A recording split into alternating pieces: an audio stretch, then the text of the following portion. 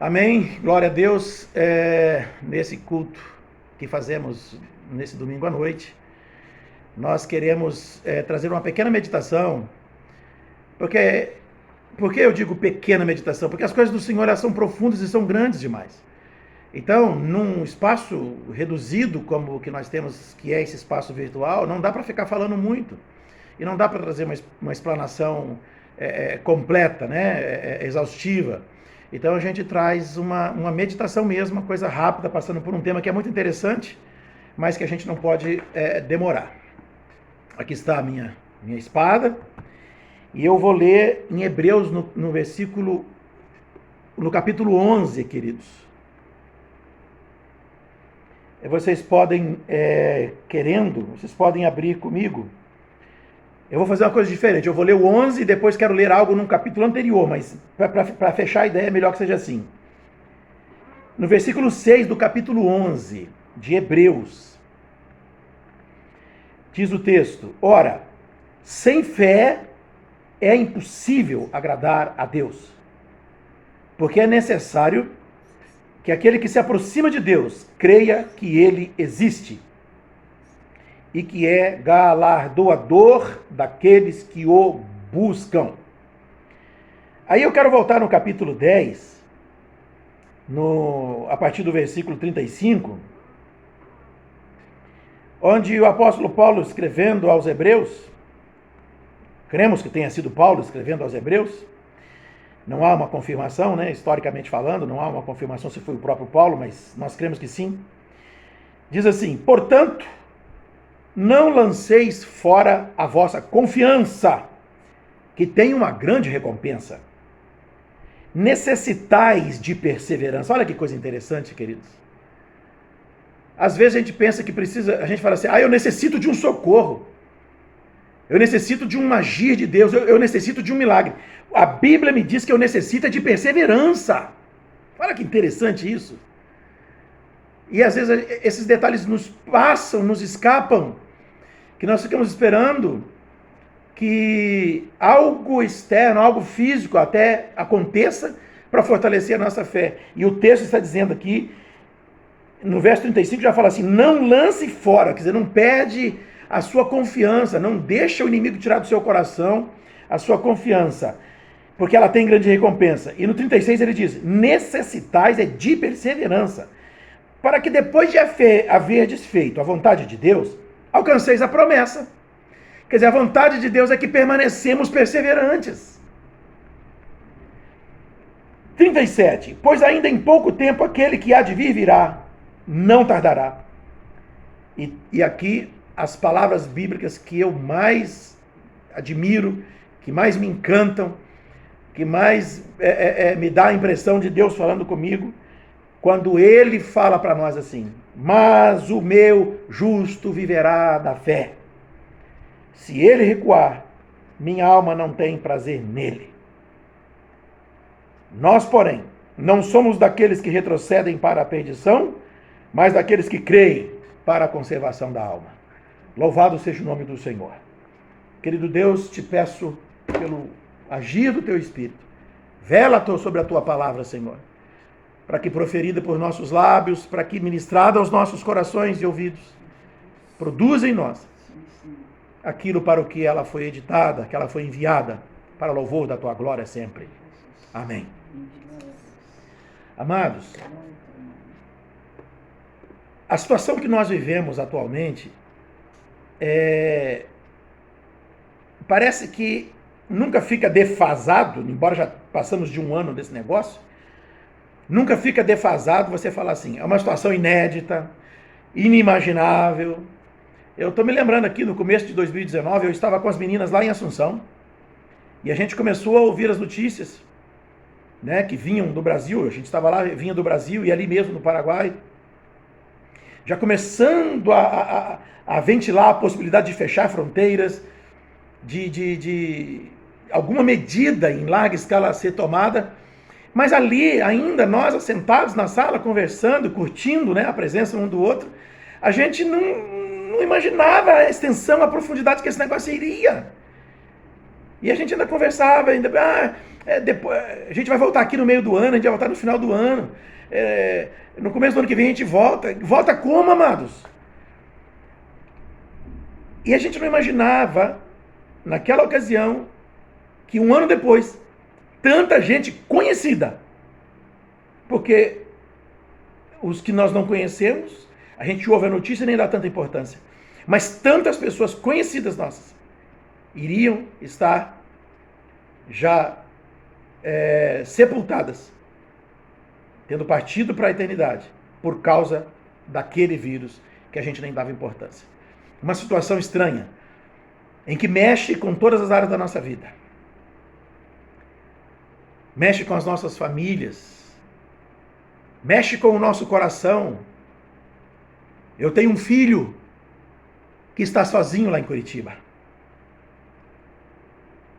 E todos os dias eu me preocupo. E já fico preparado. Porque se alguma coisa, alguma noite falar, pai, eu estou doente, eu vou ter que sair daqui imediatamente para ir cuidar dele.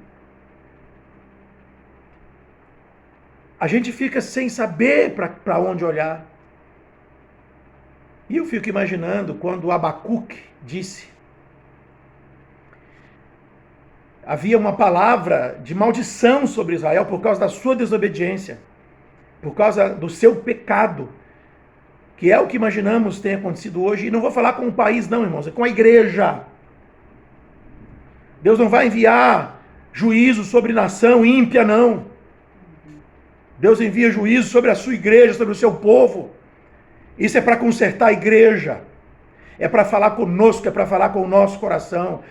É para mexer com a nossa fé.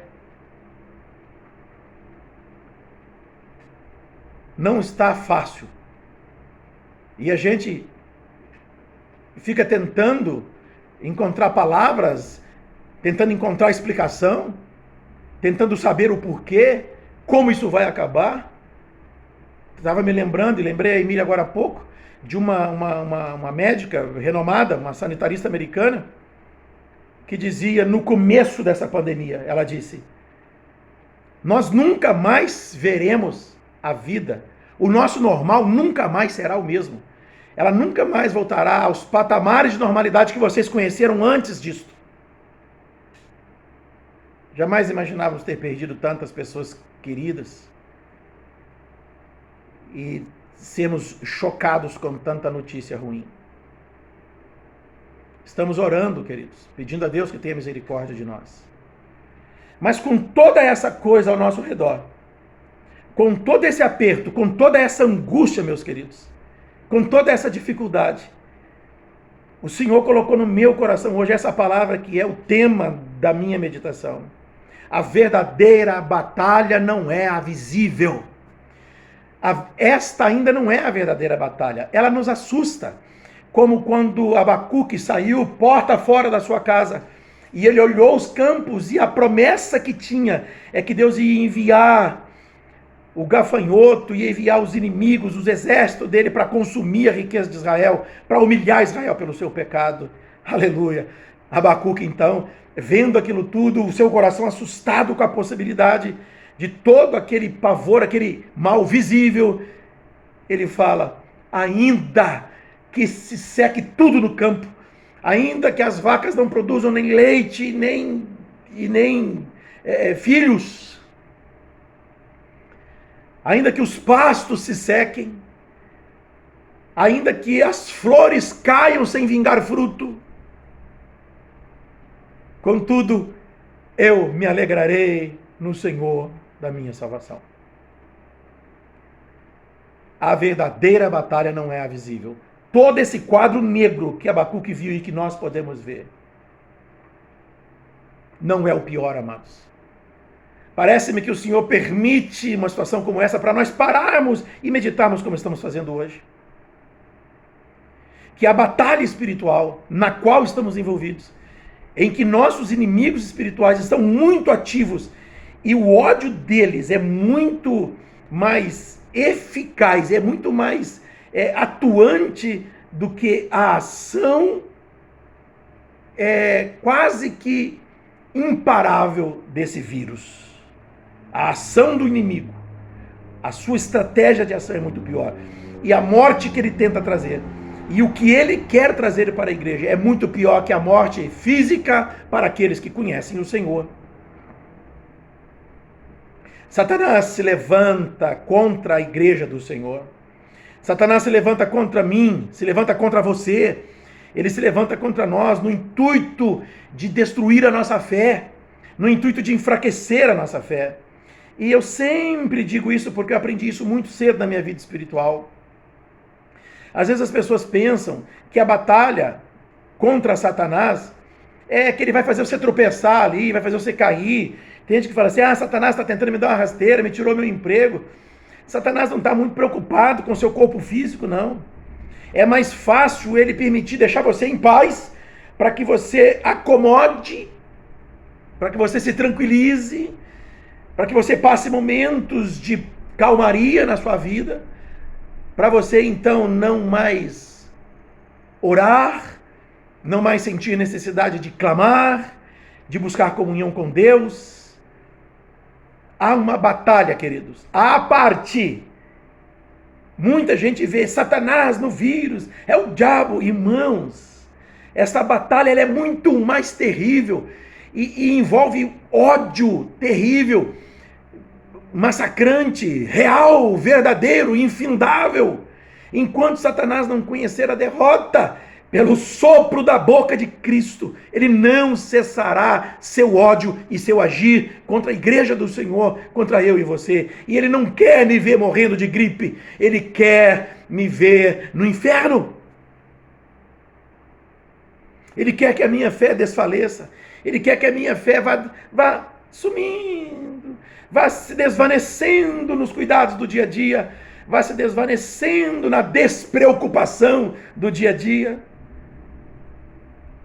E cada dia ele insufla um pouco mais, ele tenta fazer penetrar na nossa mente, no nosso espírito, na nossa alma, nas nossas sensações, um pouco mais de mundo, um pouco mais de realidade visível, um pouco mais das coisas reais, enquanto nós vamos nos distraindo das coisas espirituais.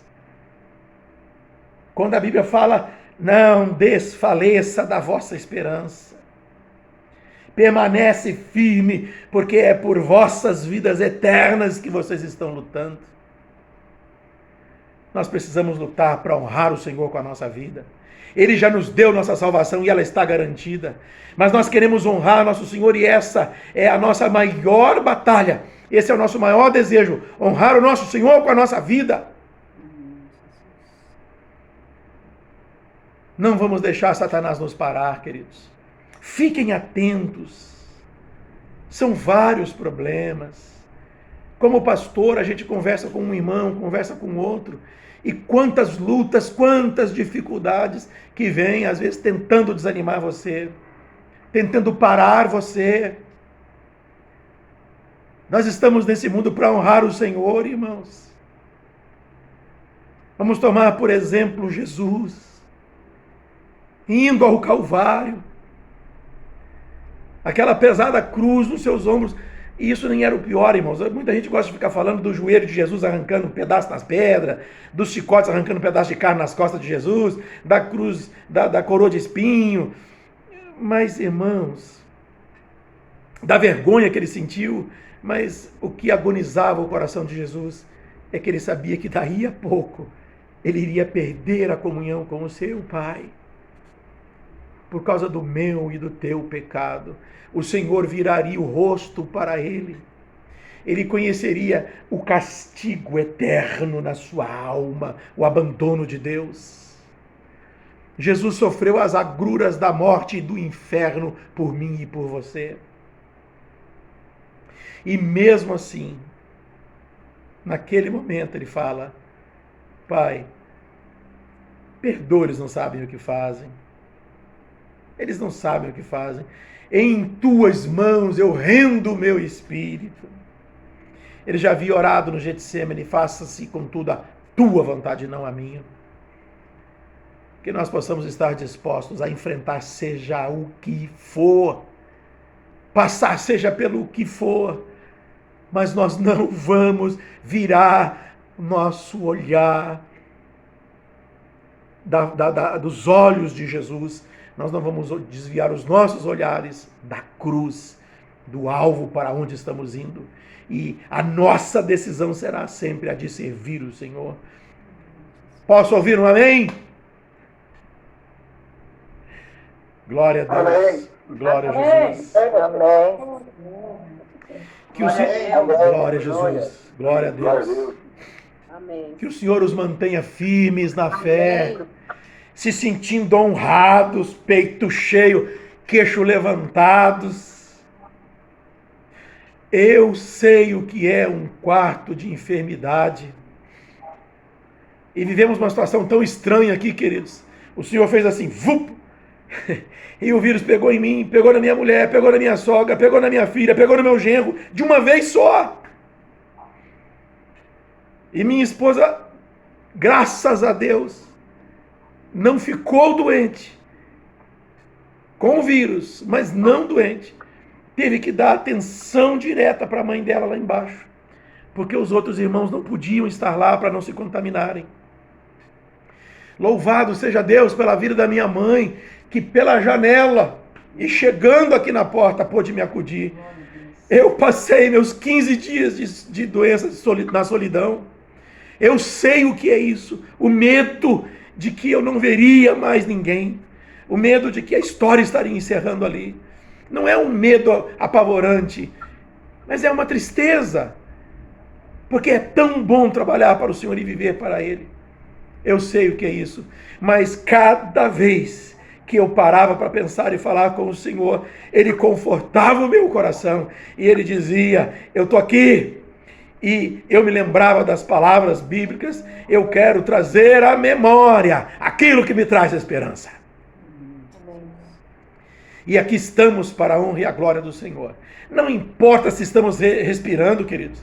Não importa se o nosso corpo já está jazendo numa cova. Não importa, o que importa é que enquanto aqui estivermos, nós façamos o melhor para a glória dEle. E o nosso desejo de estar aqui seja para glorificar o nome dEle. Viver para a honra e a glória do Senhor. Que Deus te abençoe grandemente nesse dia. Que o Senhor fortaleça o teu coração. Que o Senhor visite a tua casa, visite a tua família, visite teu esposo, tua esposa, teus filhos, teus parentes, teus amigos, aqueles que estão enfermos, sejam alcançados, que a misericórdia de Deus cubra a tua vida. E que isso possa redundar em gratidão e força no seu coração, para você honrar o nome do Senhor. Lembrem-se, esta é a única motivação, é o verdadeiro motivo de estarmos vivos.